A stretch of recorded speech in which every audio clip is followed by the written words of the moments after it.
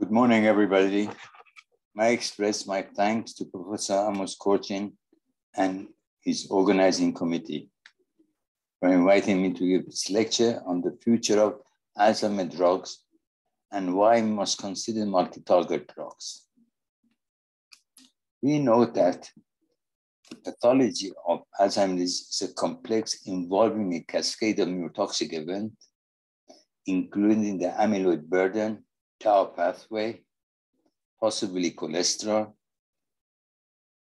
a beta peptide oligomerization, accumulation of iron in the dentate gyrus and the nucleus bacillus in the hippocampus, iron in the tangles, neuroinflammation, mitochondrial activation,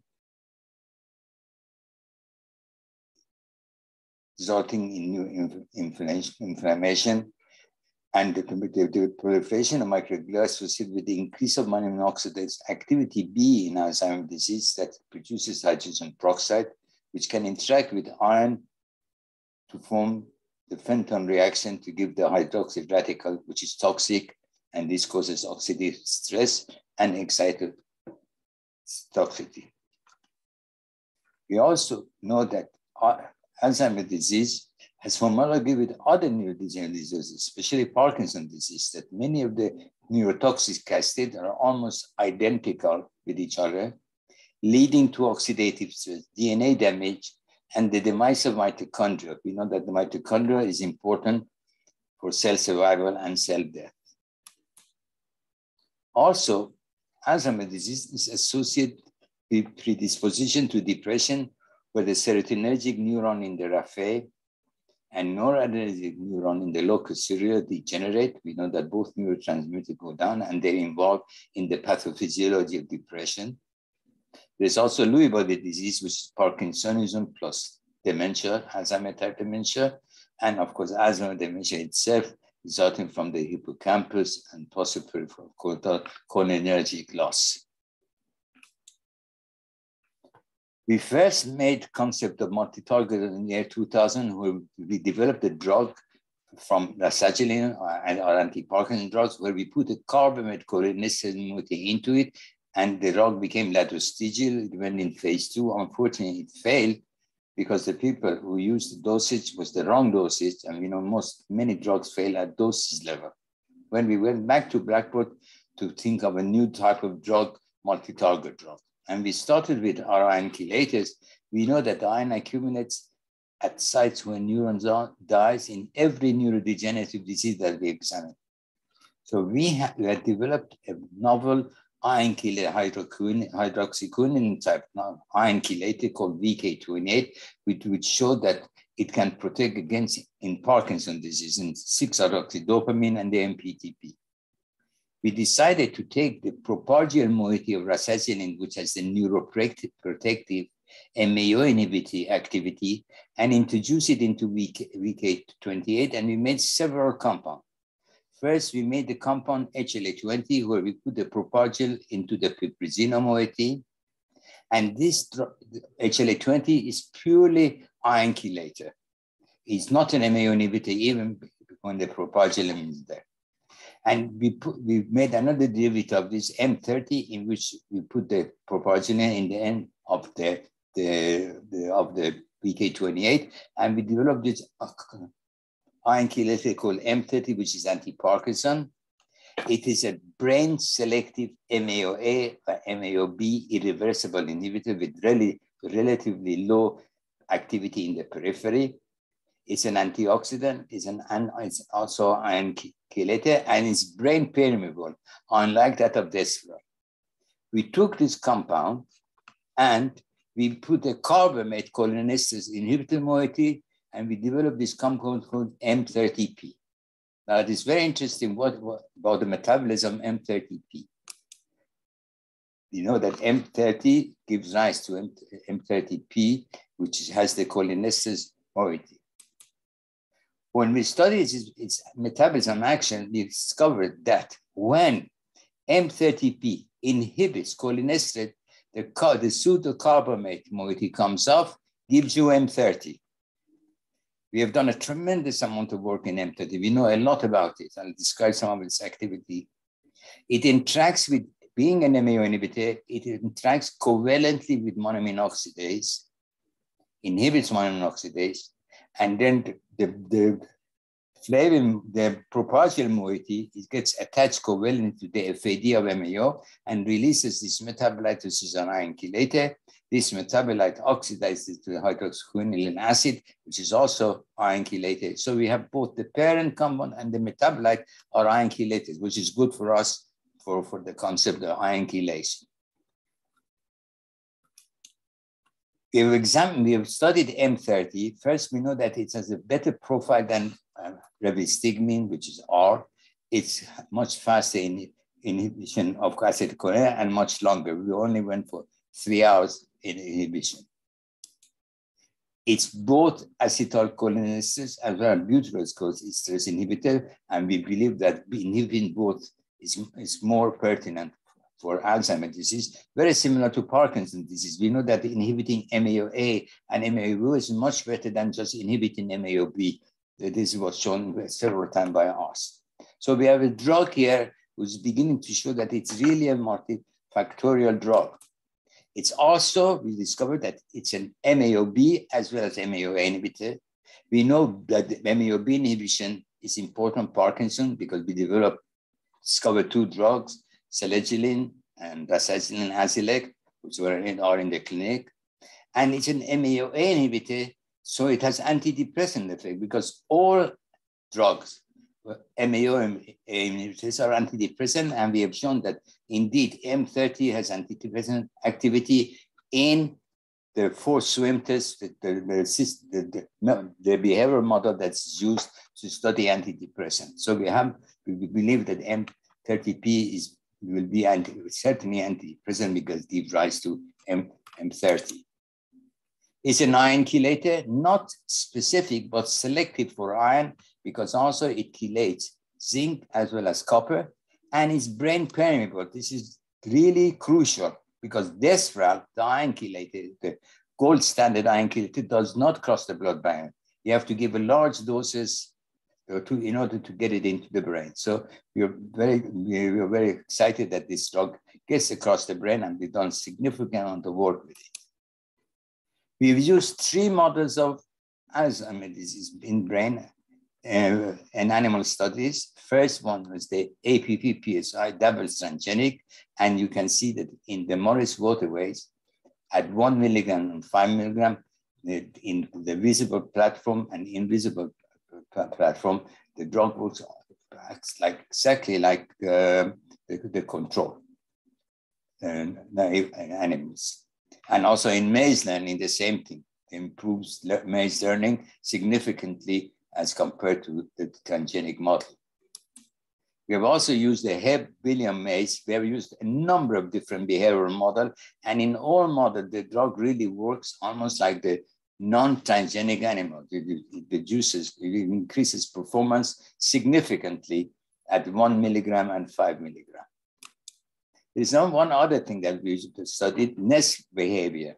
When you take a mice and put it in cotton wool, they make a nest, a normal. The double transgenic animal cannot make nesting.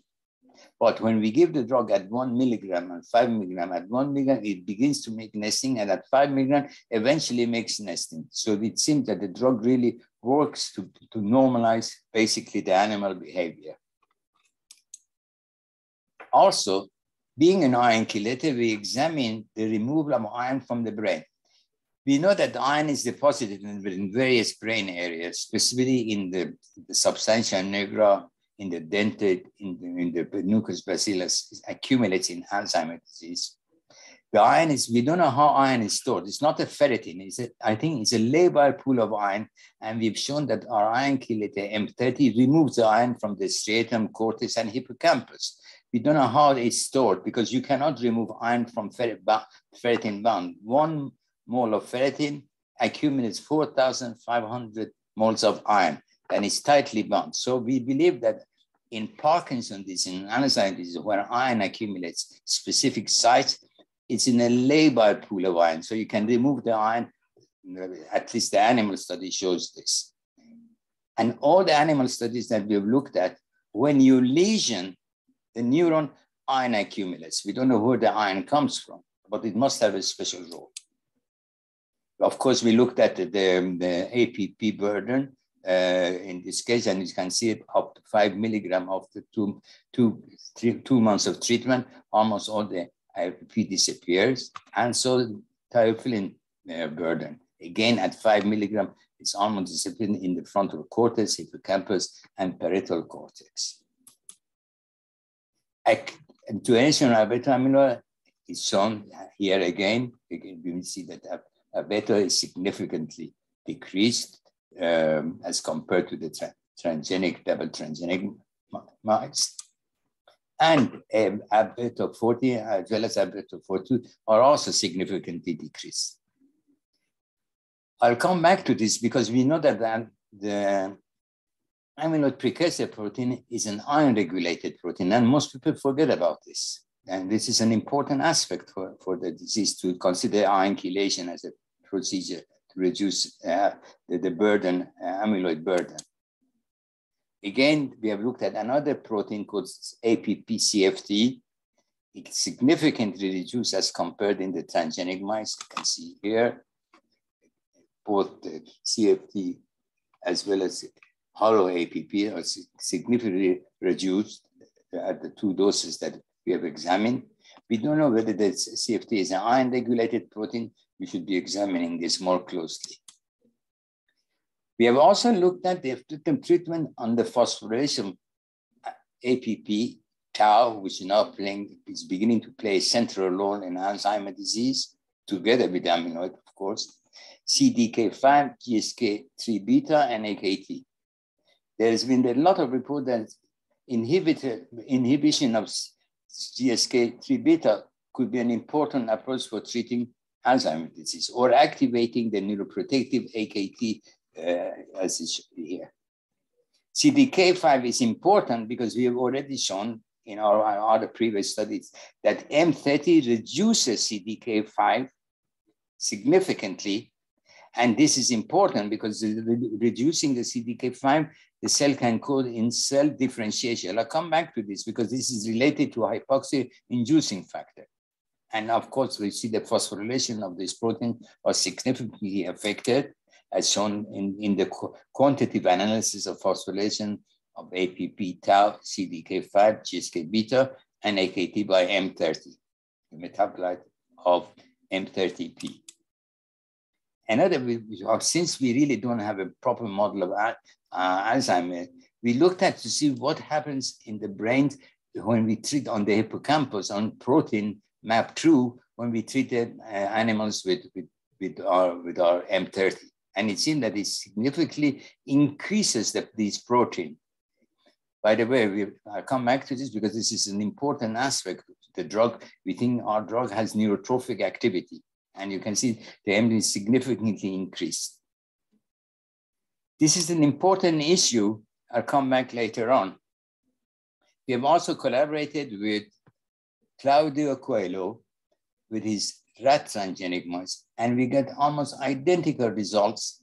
Here we examine M30, the impairment of novel object location task and prevent loss of novel object recognition in the rat, and is significantly affected by M30 at 2.5 milligram per kilogram that we've given.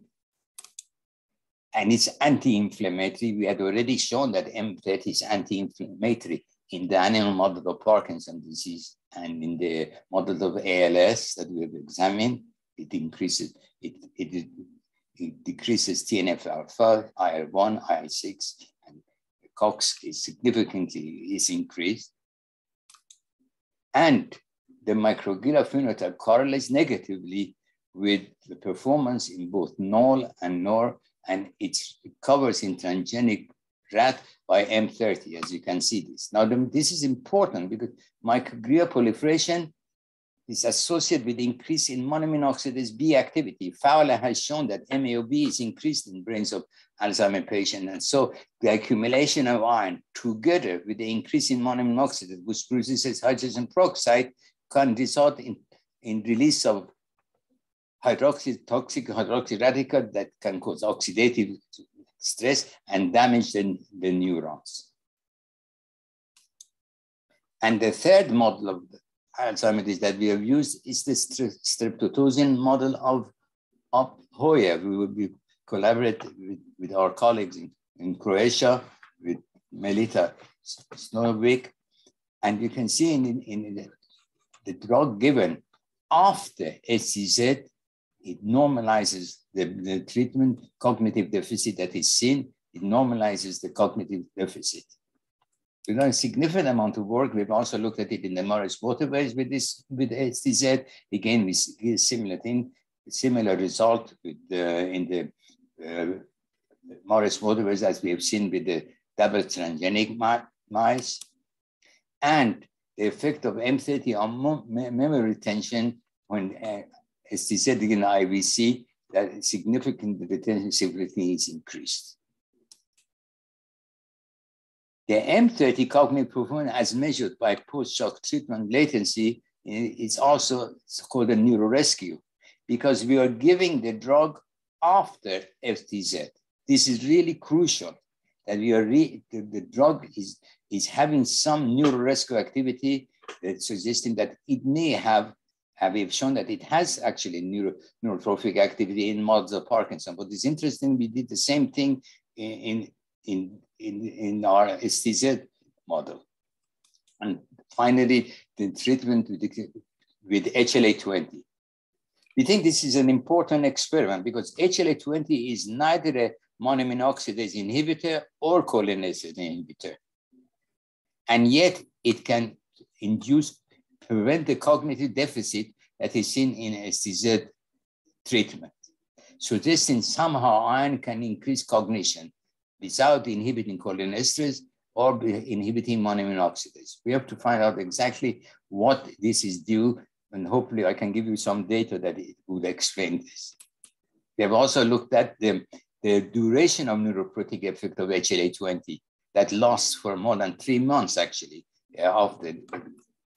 This is an important aspect to the action of the drug, that it has a long-term effect and not necessarily a short-term effect. It's shown here after even 3 months of the treatment of the 3 months. Finally, we also looked at the HCZ at a 2-week period and 3 months period after treatment to look at tau metabolism, tau regulation. That 2 weeks, we don't see diabetes, but after 3 months, we see the rats are diabetic, and we can see that there is a significant change in tau metabolism.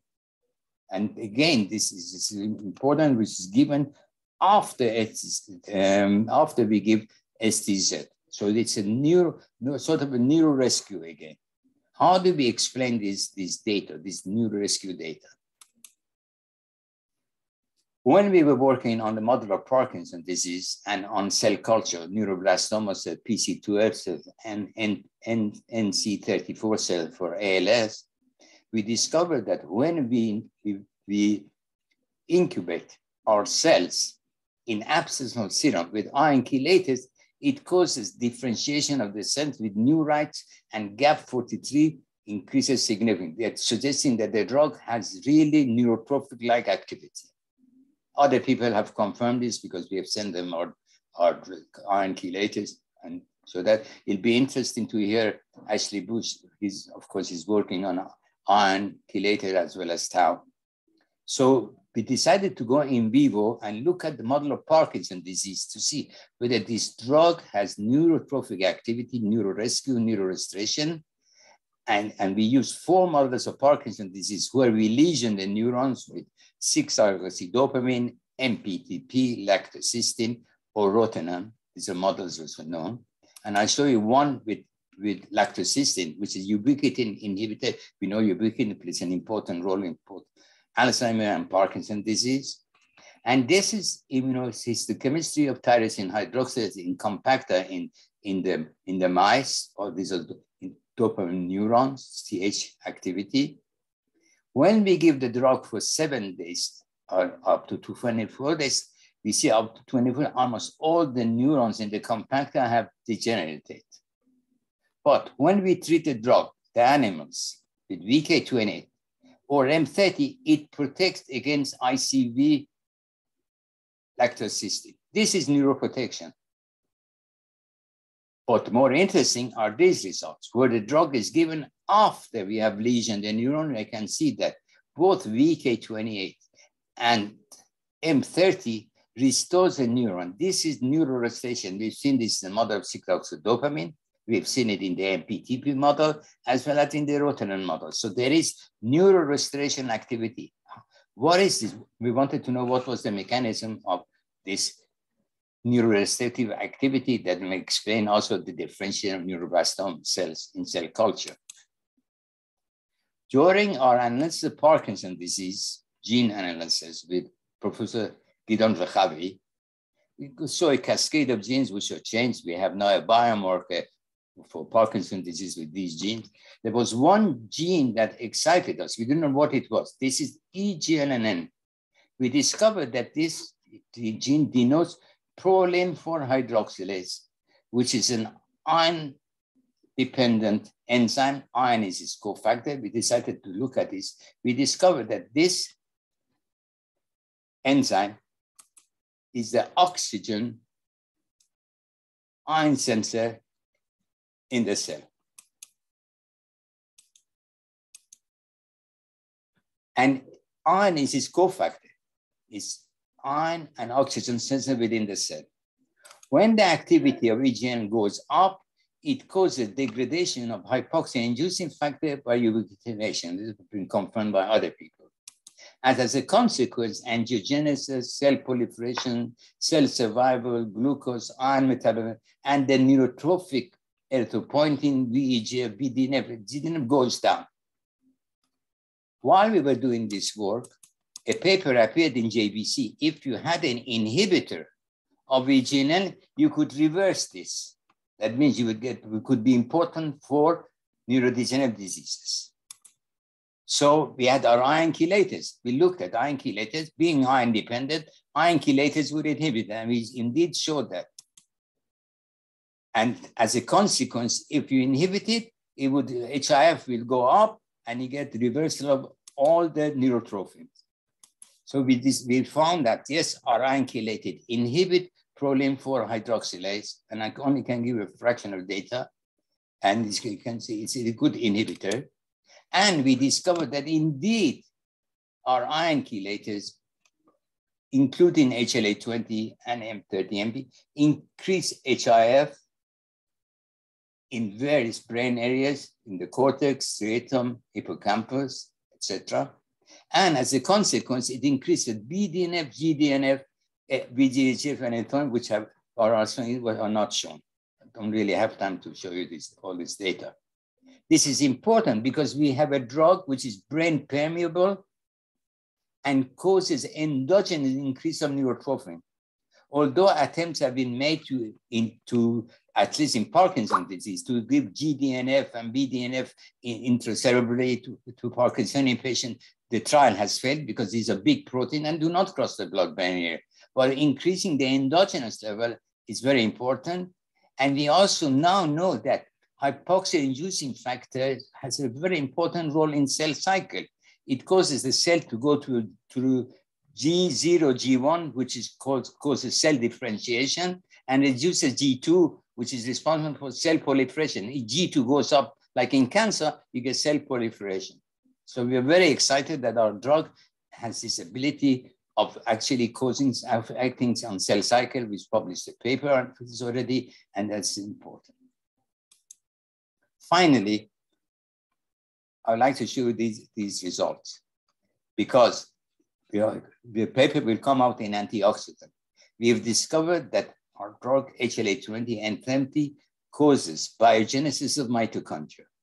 It activates SIRT, which is a deacylated enzyme of acetyl PGC-alpha that interacts in the nucleus to cause neurotrophic factors to go up and activate TFAM, which is the transcription factor of mitochondria. Why is this important? Because CERT itself has been shown by others to activate hypoxia-inducing factor and increase BDNF, GDNF, erythropoietin, and VEGF. Also, our inhibitors do the same thing, but they inhibit proline hydroxylase and causes increase in hypoxia-inducing factor, and these neurotrophins go up. So we have here a drug which is really acting on mitochondria. I started my talk by saying how important the mitochondria is, and we know there is a demise of mitochondria in Parkinson's disease and ALS. So we may have here a drug that actually can cause biogenesis of mitochondria. So we're very excited about these new designs. As I said, this paper will come out in antioxidants. Finally, most people forget that amyloid precursor protein as well as alpha-synuclein are iron-regulated protein because they have in their mRNA phi-UTR exactly similar to ferritin. Ferritin is iron-regulated protein, almost identical. And we know that the iron can cause aggregation of APP, A-beta, and go to aggregation of alpha-synuclein to become toxic. So iron, again, become iron chelators. And we have already shown, for example, in the model of Parkinson's disease, that when we give our iron chelator, alpha-synuclein almost disappears from the brain when we treat them with iron chelator. So in fine analysis, we have developed a drug which is really multifactorial. It's an MAO-A as well as MAO-B inhibitor. It acts as anti-Parkinson, antidepressant. It's a cholinesterase inhibitor, which presumably increases cognition. But we've also published papers that it acts on the good amyloid alpha secretase. If we activate PKC alpha and epsilon, which act on alpha secretase to produce the good amyloid soluble APV alpha. People have forgotten about this. This is, I believe, this is a very important pathway we should have considered, the drug company should have considered, to activate alpha secretase rather than trying to develop drugs like immunotherapy and all, which has failed for really getting with the amyloid. And the amyloid, the plaque is a consequence of the disease, not the cause of the disease.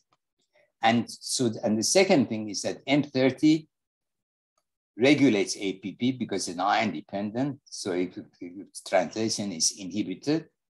And thirdly, the HIF factor, because it inhibits proline hydroxylase, induces hypoxia-inducing factor that results in the neurotrophin BDNF, GDNF, VEGF, and L1 to increase within the brain, at least in the animal models. We think this is an approach. And more individuals, we see papers on multi-target drugs, either by the target drugs or polypharmacology, or the group of new drugs that we could develop and given as a combination, similar to what's happening in cancer, where a number of approaches to the drug treatment are being considered in cancer, because these are very complex disorders containing cascade of events, and a magic bullet will not work. I believe the approach is multi-target drug, which can act at different sites in the brain and different receptors within the brain that results in Alzheimer's disease and Parkinson's disease. Finally, I would like to mention my really brilliant group of student colleagues, especially Helen Zheng, who's a brilliant PhD student from Beijing, who developed the iron chelator with me and Avram Vachevsky and Matty Friedkin at Weizmann Institute originally. Shunit was the first person to show that, yes, the M30 has neurorestrictive activity in the animal model of Parkinson, that it restores the dopamine neuron. Oli Weiner, Tamar, and Silvio, who did a lot of work on gene analysis, and others who worked on the APP model of the double-changing model of Alzheimer's disease. So I'm really grateful to them and to the various organizations that have supported us through the years. I thank you very much.